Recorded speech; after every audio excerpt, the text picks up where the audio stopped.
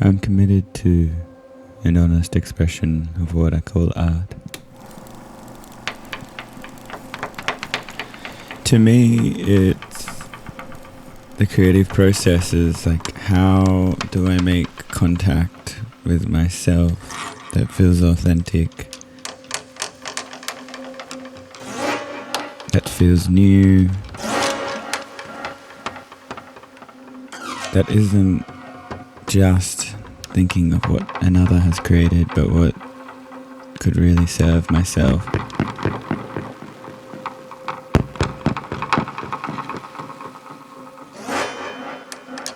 I'm a weird human. I don't deny that. I came into this life with curiosity and wanting to understand how things work. And I don't see the benefit in churning out more music that has no deeper meaning on a soul level. Each day is vastly different. Some days it's ambient, some days it's music to dance to, other days it's loops from a salt jar that I turn into tape loops and process them.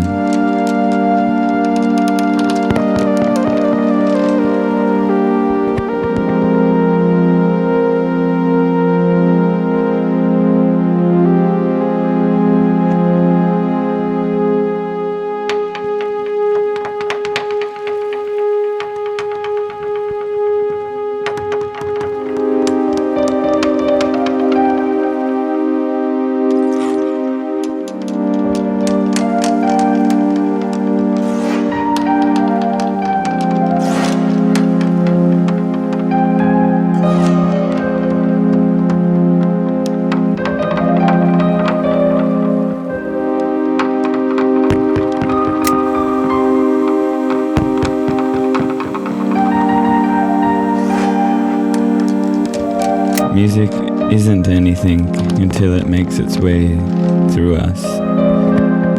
And that's the feeling I'm trying to make contact with each time I write a song. How do I want this thing to impact me first? And maybe others later.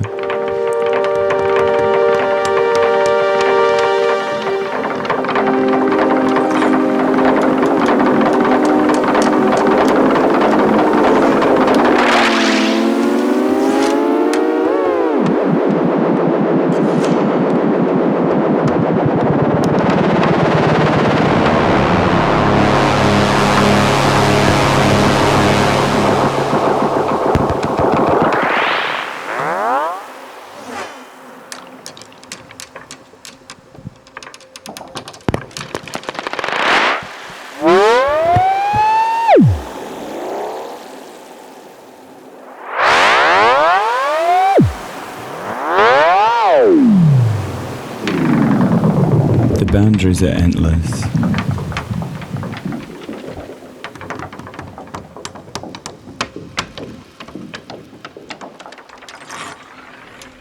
It's a beautiful, beautiful art form.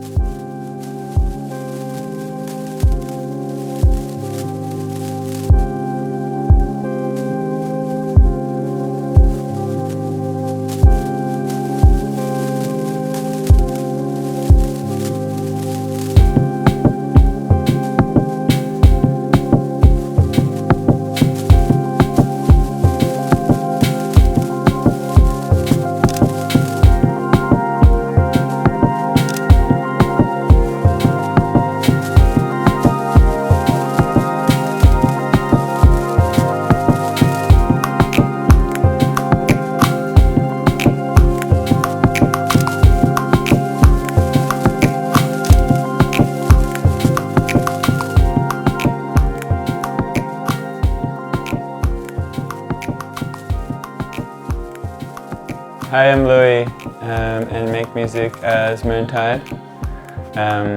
Grew up in the Northern Rivers, up in Lennox Head, and have been living in Melbourne for on and off about 10 years.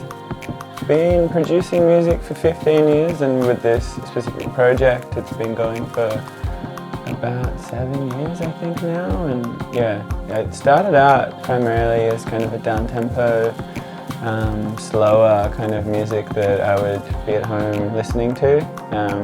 And yeah, over time it seems to have evolved into, just through opportunity of playing at music festivals and things like this, playing later at night, I started to produce kind of a bit faster music, but for the best part it is for listening, I would say. Yeah, so I got into producing electronic music. Well, I started when I was younger. I played guitar. I was trained in classical guitar. And my older brother Jake was really into electronic music and into, like, around the area where I grew up, psytrance music was very popular. And I was playing in metal bands and kind of really in this world. And it wasn't until maybe I went to the Big Day Out actually in the Gold Coast, and I went there to see Parkway Drive play, I think, and Muse, I think it was, playing. And my brother told me to come meet him in the boiler room, and Soul Wax were playing. And I just fell in love with Soul Wax and didn't realise that they also DJ'd as Too Many DJs. And saw them play later on, and they mixed like rock and electronic music, and that was kind of just a bit of a gateway into what I liked and also this other world. And through then I had many different phases and started making music and playing like mashup style, DJing and things like that, and managed to do like some really nice shows with that project, and then moved to Melbourne and kind of got into techno music and played a lot in nightclubs in Melbourne. And yeah, I went travelling in South America for 3 years and kind of all over the world, and started writing this music that I'm now making. And yeah, I just felt a lot more connected to who I am, and you know, recording nature and using nature as the main basis for what I do. And kind of this relationship between synthesized sounds and nature, I really developed that idea when I was overseas. And yeah, I just started really making music from where I am and who I am, and this connection to who I am as a human. And this just kind of came from that. It wasn't really inspired necessarily by another artist, just more about experience and chord progressions, and yeah, getting back to how I used to make music when I was like 15. It was reconnecting with my instruments and things like that. So yeah, that's how I kind of got into music, and where I am now really is just through this kind of self-development aspect of who I am and what's kind of important to me.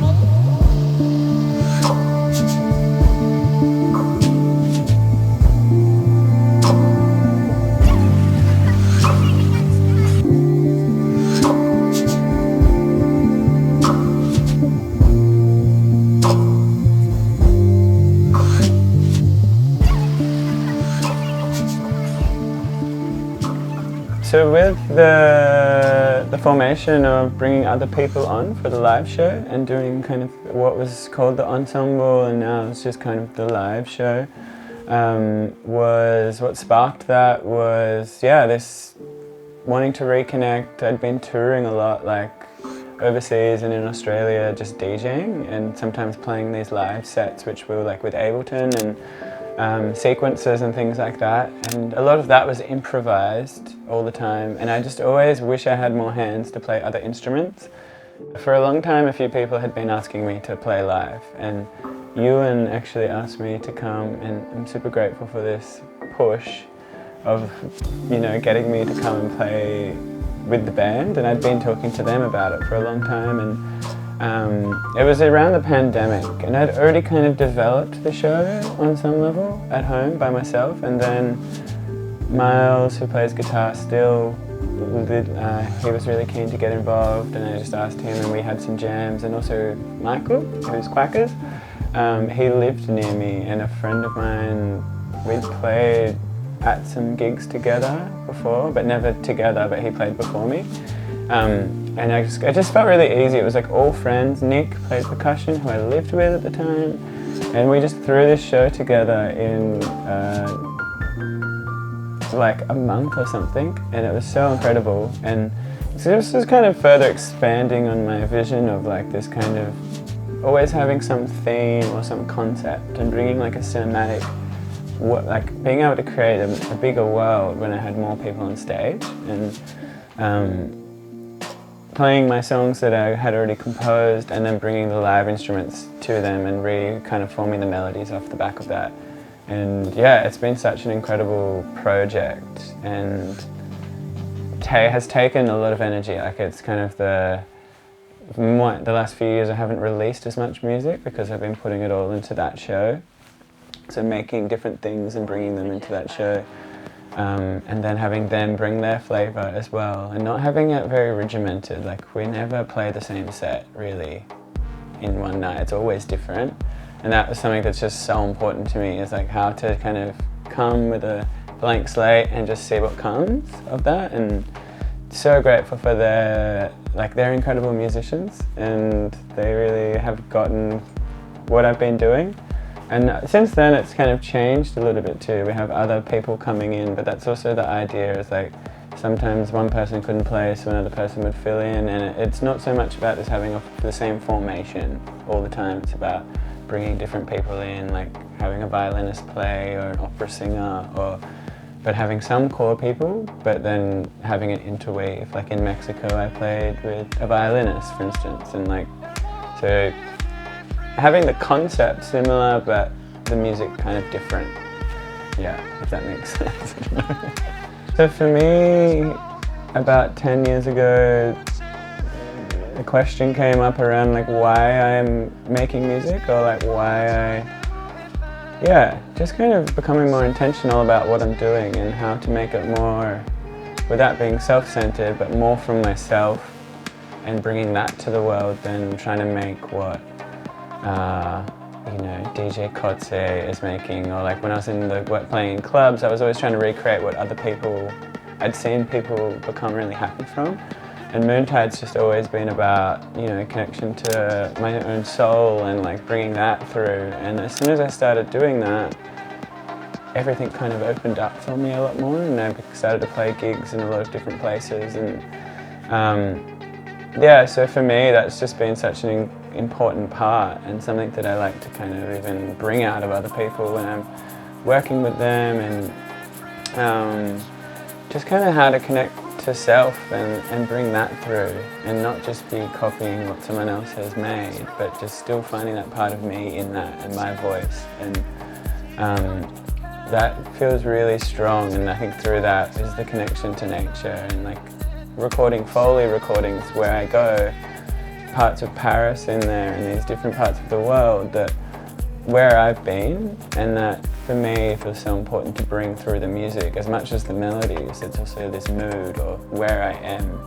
Yeah, so for me that feels really important with the music, for it to feel completely authentic and integrous with what I'm doing, and not just making a big drop because I know that's going to sell records, or copying Adele because I know it's going to make me more money. It's about like creating something that feels potent to myself, and then through that offering that to the world, I suppose. Yeah. Upcoming with my music, I've got a release coming out really soon for the summer, which is the first time I've put out anything that's like just purely based on the dance floor. And there's some songs that I wrote for my own like live set, and that will be coming out on Trend Music. They've been really supportive of this project. So it felt really like the right time to kind of bring this other part of what I've been doing, which has been in the live show more. And previously, like in the middle of this year, I released an album called Keeper of the Winds, and this was more of a soulful exploration of ambient music, and it's completely conceptual from the start to the finish. It all weaves into one piece. And I worked with Samuel Wexler on this one, he played the violin on 2 of the tracks, and there's a couple of other friends that played percussion. But yeah, it's a conceptual record from a really big time in 2021, and I wrote most of the music then, and it just got released, so it's on vinyl. Yeah, I'm trying to put out a lot more music coming in the next year, which should be really good. Yeah.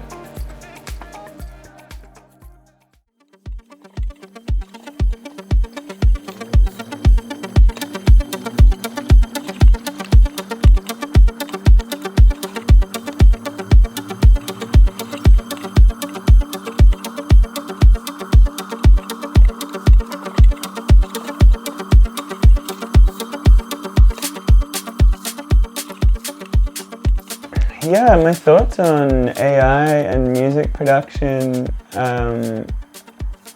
It feels like a really big transitional time for art in general right now. And yeah, I feel like there's definitely some tenderness there when I think about the recreation of just like humans in a sense, and the way in which we've worked, and the deeper level of connection to soul in that. But on the other side of it, I feel like it is a tool that is going to be able to allow a lot more art to be made if it's used in the right way. I just see it a lot now with working with, I also produce other people's records outside of this, and people are writing into ChatGPT, change these lyrics into the style of Nick Cave or into the style of someone else that's not them, and I'm just not too sure. I think without sounding too philosophical, there's so much more playing out that I think people aren't completely aware of. And when Niels Fram plays the piano, me playing the piano on here, it's not going to feel the same as a real piano. There's something real about that, and the melodies are his melodies. And yeah, I just feel a bit sad about the future on that level, and it's also why I've kind of been buying analog gear again, because there's something alive about it, and it feels so real. And you can get an engine to make you the same patch from a VST as Tiesto, but the journey to get to that place of making that patch is also ingrained in that song that you made. The love that was poured into, the time that was poured into it. I feel like it lives inside the thing, and I think technology is kind of taking that away. And a band that's become really popular at the moment, Glass Beams, and it's this music feels like it's from the 70s. And I think there's something to be said about that. It feels real. It doesn't feel overly produced. It's got a vintage sound to it. And they're blowing up. And I think that just says a lot about where we are in the world. And AI, so it's creating different things, but it's also going to make everyone sound the same too. And I think it's really an important conversation to be having at this time. So favourite producers in Australia at the moment, I would say a band. I love this band from Sydney called DEPTH, and just incredible, kind of jazzy band. If you haven't heard of them, you should definitely check them out. Producers, I really love this guy from Belgium called Forta. Super just a bit underrated, but making such unique, incredible music. When I was talking about AI, it's him. When you meet him, it's completely him.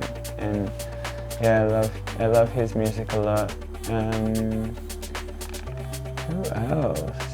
We have just Jamie Stevens, Andy Doppel, all these kinds of producers are just, they're really important to the scene. And Casey Taylor, in this kind of techno world, I think it's really important that we still have elders in the scene, and it's not just so focused on what's new, but also people that have been around for a long time, like Jules, Etro is really awesome. Yeah, we're very lucky here. There's a very incredible scene here. The Oddness, of course, yeah. I should shout him out, yeah, we're spoilt for choice. Yeah. My methodology when it comes to writing music, it's this relationship between the mechanical world and nature, I guess. And I spend a lot of time like recording abstract sounds and going out into nature and just kind of recording Foley sounds everywhere I go, even on my iPhone now, like I have so many.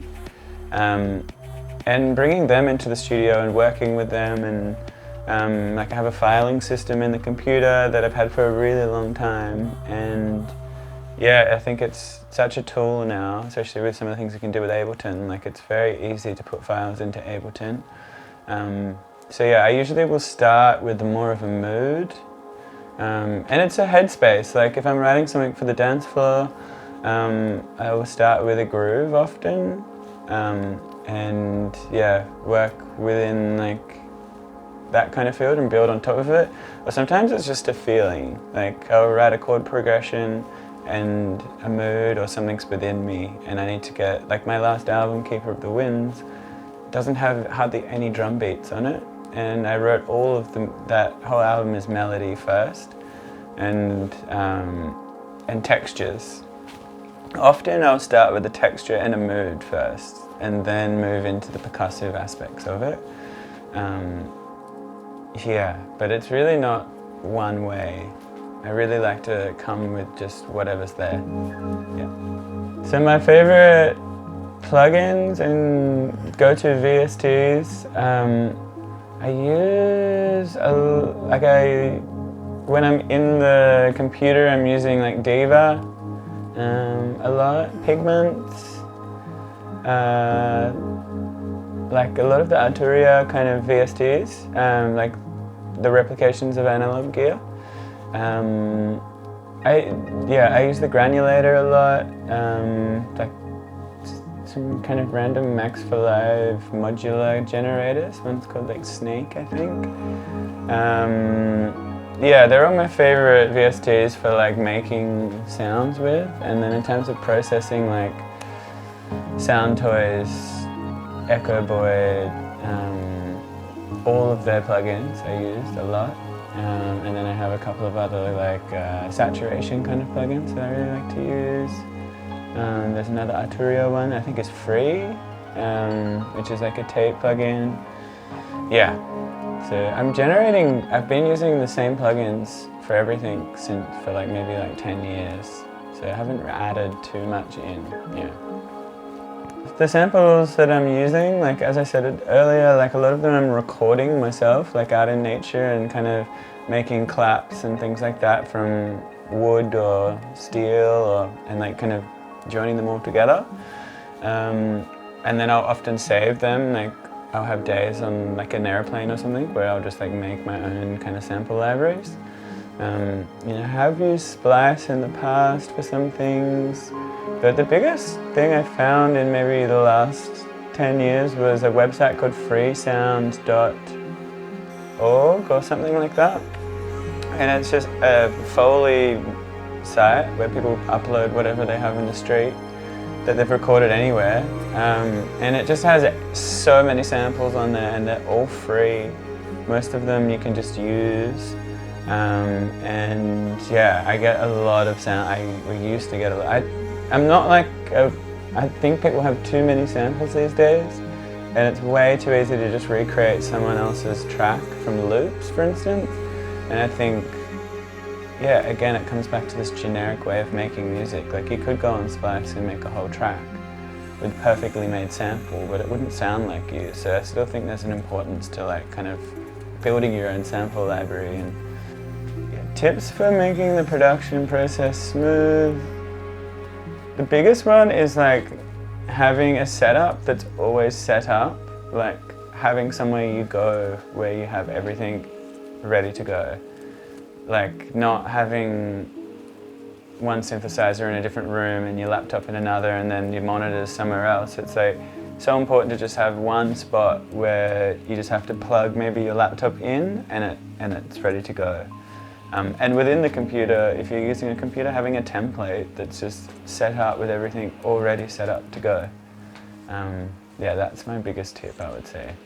So in terms of hardware, at the moment I'm using the Behringer remake of the Moog Model D, I think it's called. Yeah, the Moog Model D, which cost like $15,000 I think, and Behringer made the Poly D, which sounds really good. I use it for bass lines, and with some pedals that I have the Strymon Timeline and a couple of others. I can make incredible ambient music with this synthesizer as well, like looping different patches. It doesn't have any presets either, so that's what I love about that, is you have to make everything every time you turn it on. And it just sounds really good. I have the TR8. I actually mainly use this in Ableton with a Max for Live patch where I can load my own samples in and sequence them in there. The micro, which is behind me, the Arturia Micro Freak, is just incredible bit of gear. You can load your own samples on there, and it has it's insane how much you can do in there, and it's really cheap. I take it on the road with me. I have the Mini Log, which I've made the most tracks with in recent years, and yeah, I've had 2 of them, and I also take that on the road. You can make anything with this. It's really amazing. Like for poly sounds, like it's so nice, and there's just a lot in there that you can do. Then I have this MIDI controller, which is from Arturia, the Keylab Essential. And I keep this because I've just patched so much into it, and it's just really easy. It works well with their own VSTs as well. And yeah, I have a couple of MIDI controllers that I use. Actually, the Twister. This is really an incredible, MIDI controller that allows you to. It just has so many knobs, and there's so many things you can do in it. So yeah, that's my main bits of gear, and I like to use it all. Like if I'm not using it, I don't have it here, and yeah, I still make sure I have days where I just write on the analog gear, for instance, to maintain connection to it. Yeah. For working with the band, I run an Ableton session that has a drum sequencer in it with bigger drums that I can layer over the top. I run the Mini Log, which previously ran MIDI and the Mini Log sounds, but now just runs Mini Log with some pads and arpeggiators and things like that in it. I then have a piano that I can play on stage, and that way I could and some stems, like basic stems from the tracks. And that way I could flush it all out a bit more with the band. Like at the moment it's a lot more of a simple setup for me. And then I'm playing more bass and things like that in this new live show. And then we run to the front of house, the microphones from the percussion all go to the front, the guitar goes to the front, and the saxophone and flute run to the front as well. And that way I'm just looking after the core parts in the computer, and it gives us, like I can change the tempo, and like nothing is structured, it's just some clips, and then we build from there. Like there's not whole tracks. Occasionally there's whole tracks, but not really, like never, yeah. So it's usually just a couple of different clips and we build out from that. The biggest part for me with the band was to make sure it wasn't completely automated.